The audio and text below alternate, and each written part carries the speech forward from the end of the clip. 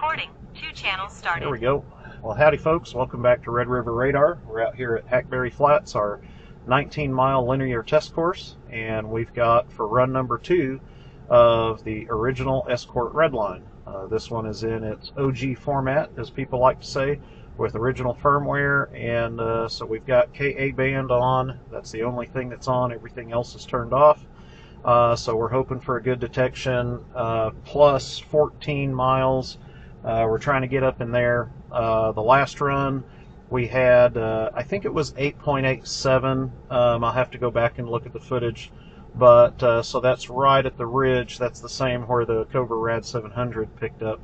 So we're hoping for a little bit better. We did make a slight antenna adjustment, pointed just a little bit over the ridge, and hopefully that'll help us get this one into the long-range detector category. So Renee is running our Kustom Signals Golden Eagle 1. That's on 35.5 KA band.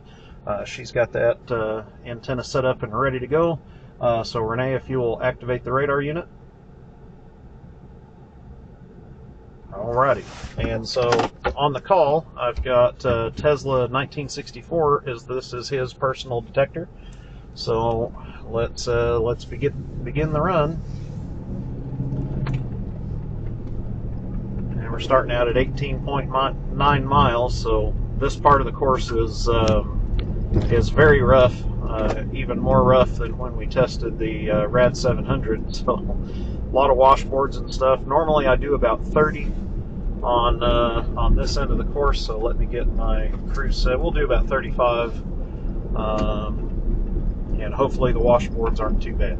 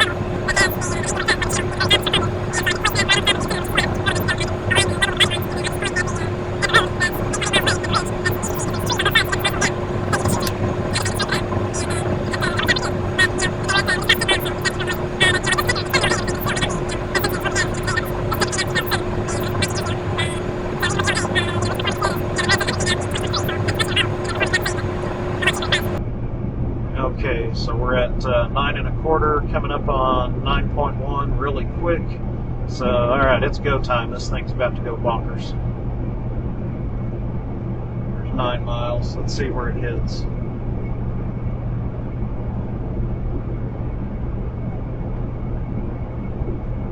Yeah, 8.87.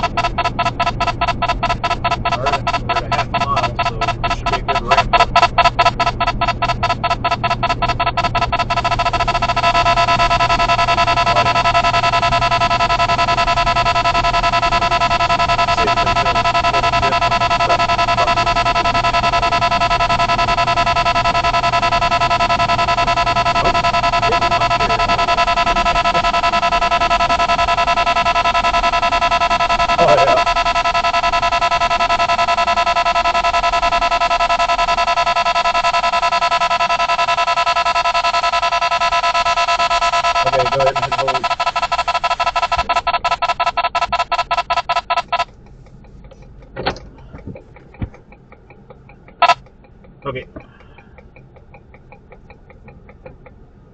Well, pretty good run. I really like the response out of the original Redline over the course, coming over the ridges and stuff.